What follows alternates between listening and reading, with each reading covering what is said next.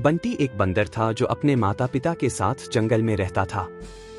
वे 3 भाई थे। बंटी सबसे छोटा था। जंगल के एक पेड़ पर उनका बसेरा था। वे तीनों शाम होते ही नदी के किनारे खेलने चले जाते।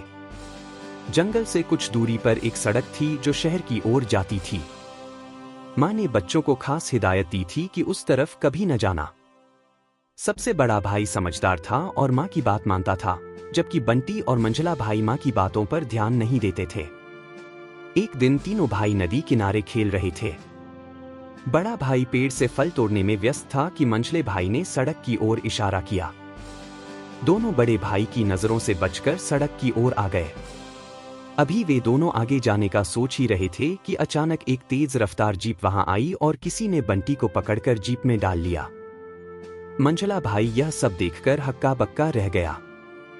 जब बंटी को होश आया तो उसने खुद को एक पिंजरे में बंद पाया।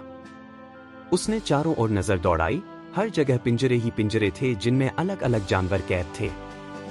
वह एक खूबसूरत बाग जैसा स्थान था जहां लोगों की भीड़ थी। बाद में उसे पता चला कि वह एक चिड़ियाघर में है। उसके पिंजरे में और भी बंदर थे।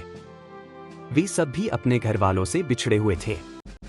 पहले तो बंटी बहुत उदास हुआ। उसे अपने घर की याद सताने लगी। फिर उसे माँ की वह सीख याद आई, काश मैं माँ की बात मान लेता। बाकी बंदरों ने उसे तसल्ली दी। कुछ ही हफ्तों में वह सब भूल गया और खुशी खुशी रहने लगा, क्योंकि उसकी बाकी बंदरों से अच्छी दोस्ती हो गई। अब उसने उसी जगह को अपना घर मान लिया था।